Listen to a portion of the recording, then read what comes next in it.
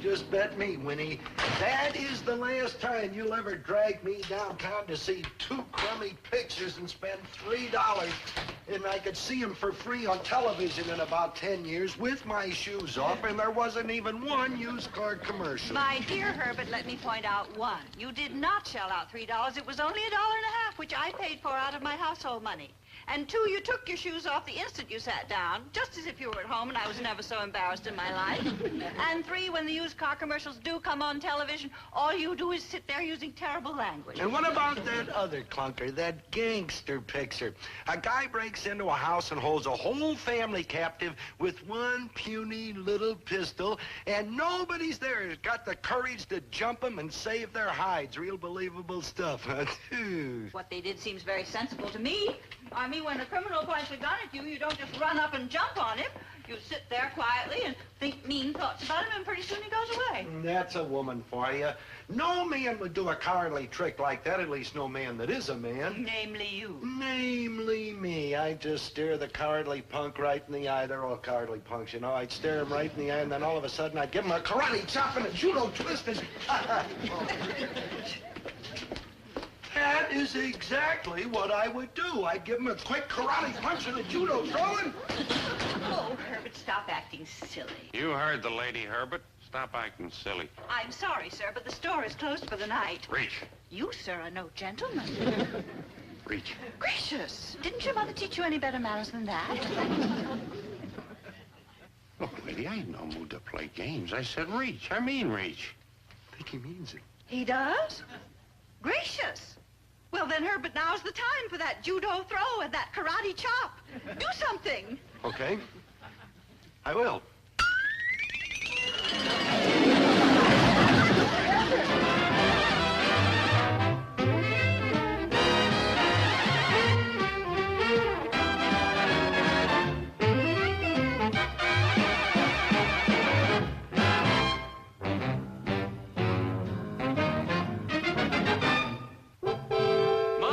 Go through life hoping that we'll be wanted, but not in exactly the way a certain Mr. Clyde Calhoun was wanted. Yep, this is the notorious Clyde Calhoun, public enemy 1 through 10 inclusive, known as Goon Calhoun to his friends, associates, and the wardens of the 30 or 40 prisons he's graduated from. Now, you've seen what happened to Dad when he found himself face to face with this mad dog killer. He was, shall we say, frightened? Well, no, not exactly frightened. What he was exactly was chicken. Dad isn't as young as he used to be, so you can't really blame him for the way he acted. I, on the other hand, am in the prime of life. So when Calhoun used his gun to force Mom and Dad upstairs to the living room, where I was, I behaved rather differently. Reach, kid, or I'll blast your head off. You big brute. What? You big brute, sir. Dobie, dear, speak to me, Dobie. Where am I? You're right in your own home, dear, and the nasty man pointed a gun at you, remember? I remember. Here, boy. Come on, lie down over here. Talk to me, son. Do something. Groan a little. That's good. Pipe down, all of you. I gotta make a phone call, and don't nobody move, or the number I dial is gonna be yours. Listen, if that's a toll call... Quiet! Hello, Big Louie. Yeah, it's me, Calhoun. Goon Calhoun? You heard of me? I heard of you. Any more foolish questions? Excuse the interruption, Big Louie. Yeah, I'm all right for now. The break out of jail was a snap, but I had to ditch the car in the river. Too many cops prowling around. So you gotta come and pick me up, but fast. Hold up on Elm Street near 3rd. A run-down old flea bag. I am an excellent housekeeper. Over a seedy-looking dump of a grocery store. I am a well-known independent retail merchant. The grocer and his wife and the kid, Dobie. I am Dobie with a B. I'm gonna plug you all if you don't clam up. Yeah, Big Louie, I know it'll take time to get here, but no later than tomorrow night, huh? Right, Big Louie. And tell Patsy where I am, just in case. Right, Big Louie. That was Big Louie. Big deal. What? Don't pay any attention to Dad, Mr. Calhoun, sir. He's a little, upset. What he is screwy. True. Very strange at times, sir. Very strange. We have to watch him all the time, but he means no harm. He's like a child, sir. Yeah, I noticed. You, missus, give me some scuff. Scoff? Mom, that's prison slang for food. Right, kid. Hey, you done time? No, but I see a lot of the old Jimmy Cagney movies on television. I'm a Humphrey Bogart man myself. Now, get this. I'm keeping this little widowmaker aimed at one of you every minute. You others getting these silly notions like trying to sneak away to call the cops. Pow! You get it? Got it. Got it. Got it. You got it. Pow! Hey, kid, turn on the television. I'm getting jumpy. Yes, sir. Any special program? See if you can get Cartoon Carnival.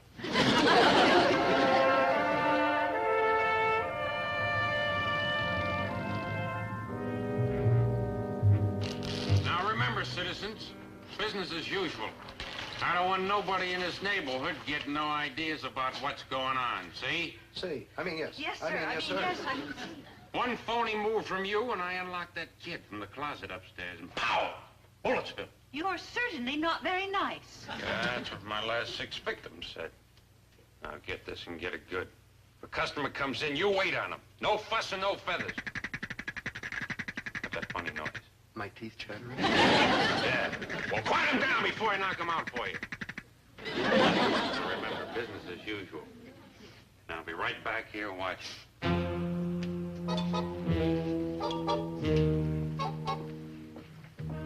Herbert, calm down. Keep a stiff upper lip. Stiff upper lip. I'm stiff all over. I think I have an idea how we might get out of this. Anything, Winnie, anything. We offer him money. Almost anything. What is more important, our money or our lives? Well? I'm thinking. You're right, Winnie, you're right. I'll go right over to the cash register, and do you think he'd take a check? The money. All right, Winnie, all right. The money. Oh, to think I'd ever see the day when I was giving money away. Is this the Gillis grocery store? Oh, it most certainly is. Winnie, this may be the break we're waiting for. What can I do for you, miss? Why, we have here the finest collection of fresh fruits and vegetables and canned goods you'll find any place in town. Quiet. We're being held here by a dangerous escaped criminal. How delightfully lugubrious. How would you like to try some of our fresh tomatoes? Fresh off the boat. Be careful. He's hiding back there in the corner. Got us covered with a gun. Oh, how absolutely redoubtable. He's buying something. He's going to realize something fishy's going on here. You like 5 pounds of tomatoes, huh? 5 pounds of tomatoes. Coming right up, I'll guarantee you. You won't get any better tomatoes than this any place in the country. Now walk on here with them after you pay for them, of course, and go to the police alarm box on the corner and let them know what's going on How here. utterly galvanized. Get going quick. If he realizes what's going on out here, he'll come out and shoot me full of holes. How devastatingly true. Clyde was the best shot in the entire Alcatraz penitentiary. Clyde, baby, come on out. This trip's a troublemaker. Fancy now! Clyde, baby! Oh, how devastatingly stimulating to see you. Will you stop already with those 2-bit words? He's got one lousy book. It's just my luck. It has to be a dictionary. Hey, what am I talking to you for? You try to rat on me. Oh, no, please, Your Honor. Mr. Calhoun, sir, he meant no harm. He's, remember? Yeah, I'm gonna rub him out anyhow, no matter how weak he is in the head. Now, Cuddles. Wait till Big Louie gets here later tonight. Yeah, tonight. I brought along a spare just to play it safe. Good work, baby. Now take the gun and go on upstairs and let that kid out of the closet. Listen to him, listen to him. If he makes one wrong move, plug him. Don't listen to him, don't listen to him. Excruciatingly exhilarating. I'm very anxious to use this gun. Well, Herbert, we tried. Yes, we did, Winnie. Oh, it ain't that I mind so much getting rubbed out in the prime of my life, but having it done by that lunk-headed, peanut-brain, darn-skulled gorilla. You rang? This may be it.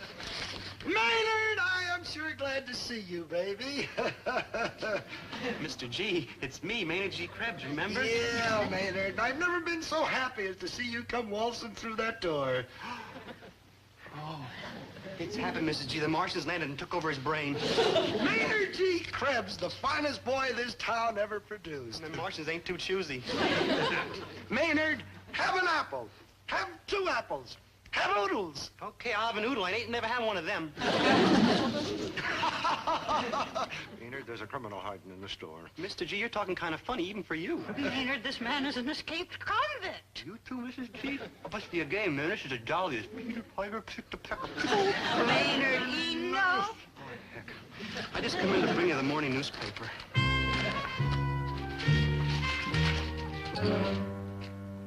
Well, see you like later. Wait, Maynard. Mr. G, I can only read the funny papers, like on Sunday when Dick Tracy wears that yellow coat and that green hat. Read. The president's in a cab and he ate meat. Maynard, it says the president's cabinet meets. The bigger letters. Yellow-bellied sapsucker in zoo expects twins. Hey, I didn't even know she was married. Oh, this is fun. Let's read some more. No. Like bye, Mrs. G. Like bye, Mrs. G. Like bye, whoever you are hiding behind the cans. That's a fellow lurking behind the cans. Didn't you know? Huh? Come out, whatever you are. Like hi, mystery guest. My name is Manny G. Krebs. What's yours? Mr. Must be a foreign fellow. Herb's cousin. I just dropped in to say hello. Oh, what an honor. Any relative of Herbert T. Gillis is, well, you're welcome anyhow. Yeah. You know, I know you two are related because you look alike. What's that? Well, you know, you also look like that guy in the paper this morning just escaped from prison. You're also dressed like him. In fact, both of you look like him, especially Mr. G. Hey, you're a real bright kid. And that ain't easy, considering I'm a punk. It's a real nice gun. Can I take a look at it? I wonder where you put the water in. I got one of these at home, and it belongs to my Aunt Walter. Or is it my Uncle Emily? Maynard's talking him into a blue funk. Now's our chance to grab him. Be careful, Herbert. Relax, I've got it all planned out. Honest? No, sneaky. Or does the gun belong to my Grandpa Margaret? Maynard, you are the weirdest character I have ever met. In or out of stir? Oh, I like you too, cousin of Mr. G. And I'm going to show you my petrified frog. Get that nutty thing away from me. Oh, it's only a petrified frog. You know, it ain't got too good a disposition, but neither would you if he was petrified. Sure. Nice frog. Now take it away. Sure, whatever you say, cousin of Mr. G. But you better watch out, because Mr. G's going to drop a net in your head. Gillis, I'm gonna pulverize you. And ditto to you, Maynard. Oops, I got it. Question. With a friend like Maynard G. Krebs, who needs an enemy? Answer, nobody. But in these desperate minutes, that's what we desperate Gillises are stuck with. Enemies. Nothing but enemies. First, there's Goon Calhoun. Wish Big Louie'd hurried up and get here. Sick of these Gillis faces. It's time to rub them out. Not the faces, the Gillises. Then there's his girlfriend, or as she is referred to on the Late Late Show, his gun moll, Patsy. Clyde, baby, let's get on some glad rags and we can live it up after we, if you'll excuse the expression, obliterate these creeps. And there's an enemy we'd never even seen. Right now, he's racing down a back road to rescue Calhoun and Patsy and turn us into statistics. I refer, of course, to, excuse the expression, Big Louie. I dream of Jeannie with the light brown hair, born like a vapor on the morning air. That makes 3 enemies we Gillises have to face. But there are 3 of us Gillises to fight back, and 2 of us are strong, vigorous, dynamic men. Who, me? Yes, Dad, you've got to pounce on him and take his gun away. Who, me? It's the only way. He'd get suspicious if both of us tried to get near him. This is a one-man job. Who, me? Whoever knocks over that big ape will be a genuine hero. Good, it's your turn. You do it. Who, me? You're younger than I am. What about you? You're older. Yeah, but I'm your father, and if anything was to happen to me, why, you'd never forgive yourself. True. Then you'll go through with it. No, if anything happened to me, I'd never forgive myself either. Oh, all right, if that's the way you feel. That you raise your boy up thinking he's going to be a man, and oh, it's all my fault anyway. I should have never let your mother let you run around in those Buster Brown haircuts till you were 14 years old. All right, Dad, I'll do it. I'll try and get that gun away from Calhoun. Oh, that's a boy. Just stand up to him and he'll turn to jelly. Stare him right in the eye and watch him fall apart. Oh, he's yellow all through. A lily-livered coward. Yeah, a chicken-hearted A weasel. spineless rat. Right. You knotheads looking for me?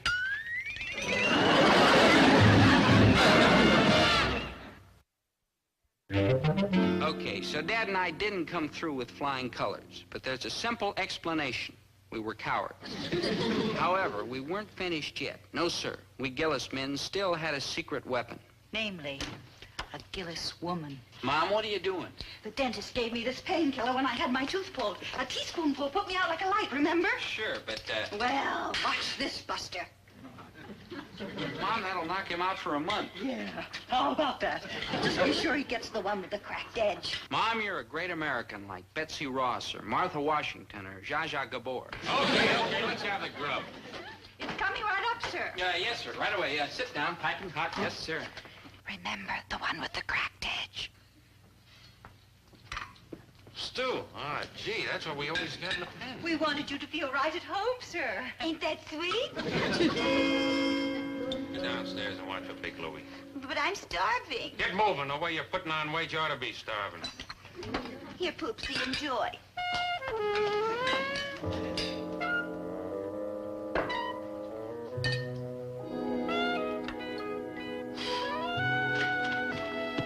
Like, hi, cousin to Mr. G, I'm back. Oh, hello, punk. Oh, you remembered. Man, something sure smells good. And wouldn't it be a noble deed if somebody asked me to sit down and have some? And you bet, sure I will. No, Maynard, I'm terribly sorry, but there's only enough for the family.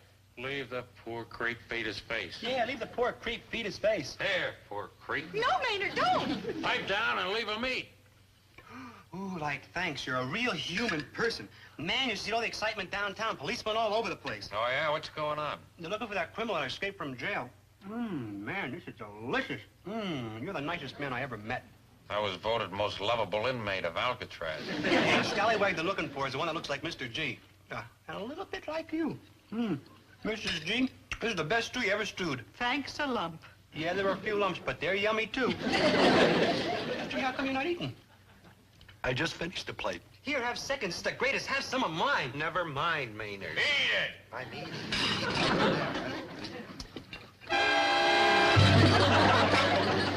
Hey. What's the matter with him? Maynard always takes a nap after lunch. Mrs., what did you put in that stew? It's a very interesting recipe. Beef, carrots, peas, potatoes. Yeah? And that ain't all. Okay, Waldo, keep eating. I just ran out of appetizers. Yeah. It's just ordinary stew. Meat, pig, carrot.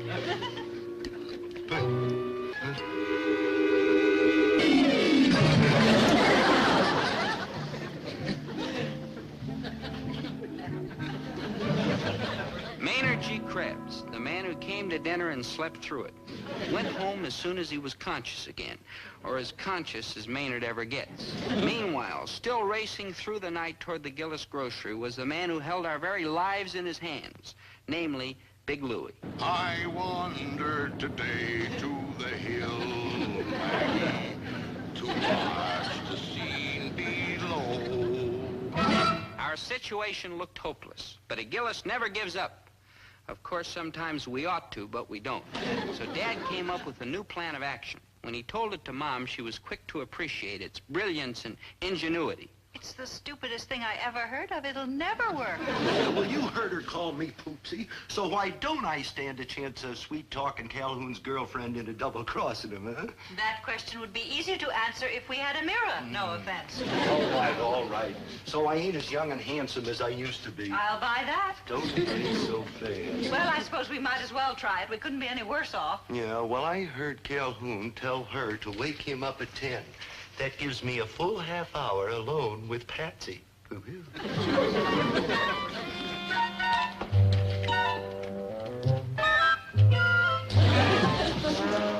Peekaboo. Hey, you some kind of a nut? Oh, you won't talk about me that way when you get to know me better. Much better. You sick of something? Don't let this layout fool you, girl. I'm really a swinger. Oh, boy. Oh, boy is right. You know, I could learn to go for a darling, dimpled dolly like you. What about your wife? Yes, what about her? Well, let's face it. Her future is behind her, way out behind her. But she is the woman you married. She got me when I was just a boy. I didn't know what I was doing. Mr. Gillis, I am deeply shocked. You can get shocked about that, but you're not shocked that your boyfriend's gonna rub us all out and that he's got my son Dobie locked up in a closet. That's different. That's business. But for a married man like you to make such a proposal, oh, for shame. I am going to tell Mrs. Gillis after I tell Clyde. Tell Clyde what? Wait till you hear what he's been up to, that overage Romeo. Who, him? You gotta be kidding. Any sign of Big Louie? Not yet, but any minute he'll be coming through the door. The toughest, shrewdest, most dangerous. You rang? It's a punk. Like, hi, cousin of Herbert T. Gillis. Look, I brought some of my toys to show you. This kid's lost his marbles. No, I haven't. I left them home. Here's a big ball of tinfoil. Huh? Oh, yeah. And here's the gun I was telling you about. Hey, put that here. Lemonade, you want some?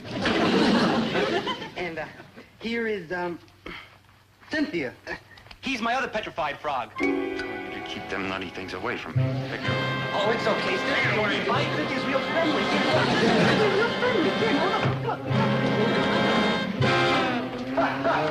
And keep him up, big boy. Winnie, call the cops. Mr. G, I am shocked. Is that a way to treat your cousin? Cousin? Operator, call the police. Tell them to get right down to the Gillis grocery at the corner of 3rd and Elm. We've captured Clyde the Goon Calhoun. Oh, Mrs. G, that's a very...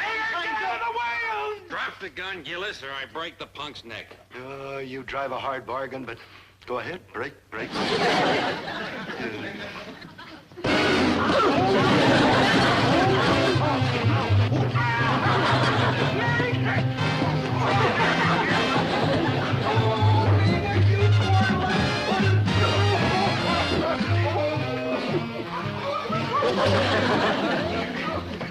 There's got to be a curse on me. On behalf of my friends, may I apologize for their abdominal behavior. It's the cops. Let's get out of here. First, I'm taking care of him.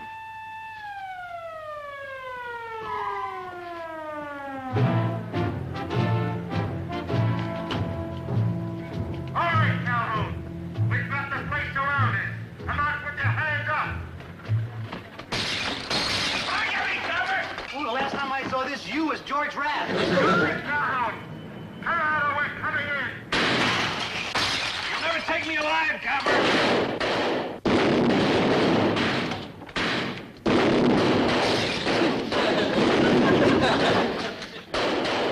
Hey, you fellas sure you came to the right address?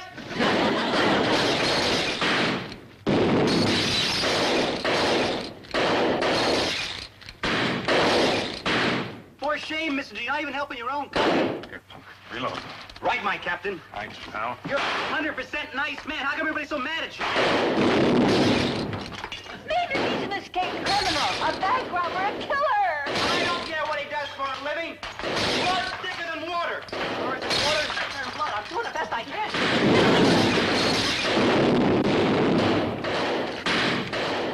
I'm going in. Give me the other gun. Oh, I'm sorry, Chief. No more bullets. Here, you keep mine. Yep, all loaded and ready to go.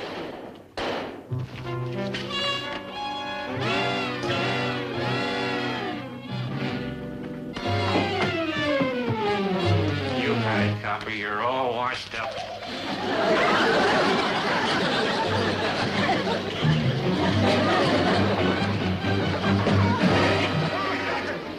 Gotcha, I hope. Hold on him, Winnie. Hold him. Mrs. G, Mr. G, how can you be so mean and rotten making all this trouble for your sweet, lovable cousin? Cousin, man.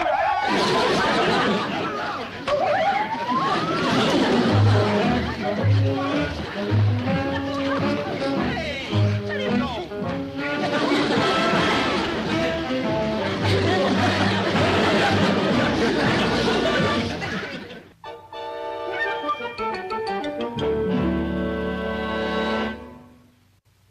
Like, hi, Big Louie. Who are you? I'm Manny G. Krebs, your crook ship, sometimes known as the Punk, and I know you're Big Louie on account I seen your picture in the newspaper. Yeah, I read the papers, too. Where are the rats that turned in my pal? I'll get him if I have to fight for it. Oh, you got one of them, too? Yeah, so do I. Hey, look. Oh, it's just a toy, see? It don't mean much. I got lots of toys. Look, I got a big ball of tinfoil, too. Huh? When are they coming back? Oh, but my most prized possession in the whole wide world, Big Louie, it's Cynthia. He's my petrified frog. Ah! Take it away! Cynthia won't bite. Take that crazy thing away! You'll like Cynthia. Mr. G's a friend of your cousin. Drop your gun.